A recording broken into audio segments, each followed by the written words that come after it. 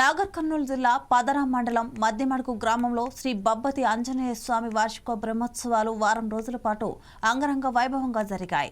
స్వామివారిని దర్శించుకోవడానికి రెండు తెలుగు రాష్ట్రాల నుంచి భక్తులు తండోపతండాలుగా తరలివస్తున్నారు.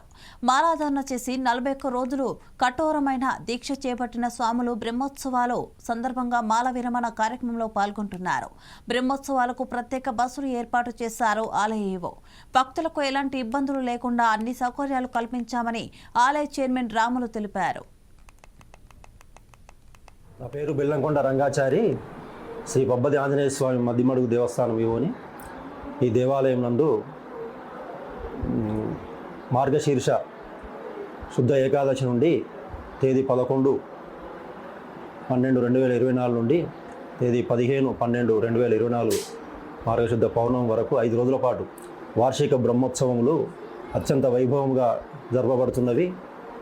నిన్న శ్రీ పార్వతీ పరమేశ్వరుల కళ్యాణము, నేడు శ్రీ సీతారామచంద్ర స్వామి కళ్యాణ మహోత్సవము జరపబడుతున్నది. రేపు శ్రీ హనుమాన్ గాయత్రి మహాహోమంతో కార్యక్రమములు పూర్తి కాబడుతున్నవి.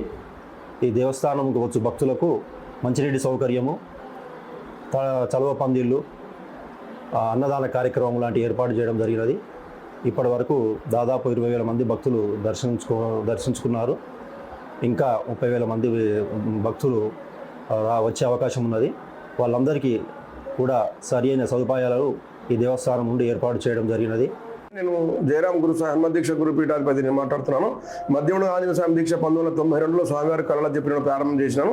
అది ఇప్పుడు దాదాపు ఇప్పటికి 34 సంవత్సరాలు కావస్తుంది. దాదాపు ఆంజనేయ స్వామి మాలధారణ 34 సంవత్సరాల నుంచి మాలధారణ జరుగుతుంది, బ్రహ్మాండం జరుగుతుంది. ప్రతి సంవత్సరానికి 1,52,00,000 మంది మాలధారణ చేసుకుంటూ వాళ్ళు తమ కోరికలు మాల వేసుకొని మండల దీక్ష కంప్లీట్ చేసుకొని తమ కోరిక నెరవేర్చుకుంటున్నారు. స్వామి మధ్యమడుగు ఆంజనేయ స్వామి దగ్గర నిద్ర చేయడం చాలా విశేషంగా ఉంటుంది. కాబట్టి చాలా మంది వారం శనివారం శుక్రవారం వచ్చి నిద్ర చేసిపోతుంటారు. ఇక్కడ మా పీఠం కూడా ఉంది. ఇక్కడ హైదరాబాద్ హనుమ దీక్ష గురుపీఠం ఏర్పాటు చేసాం.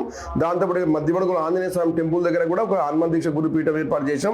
దాన్ని కూడా భక్తులు వచ్చే వాళ్ళు కూడా పీఠాన్ని కూడా దర్శనం చేసుకుంటారు. వాళ్ళ కోరికలు ఏమైనా ఇబ్బందులు ఉన్నా బాధలు కూడా వచ్చి మాకు కొన్ని ప్రశ్నలు అడుగుతుంటారు. దాన్ని సరైన సమాధానం ఇచ్చి వాళ్ళకి మంచి చేసే ప్రయత్నం చేస్తాం. కాబట్టి స్వామి మాలదానం చేయండి.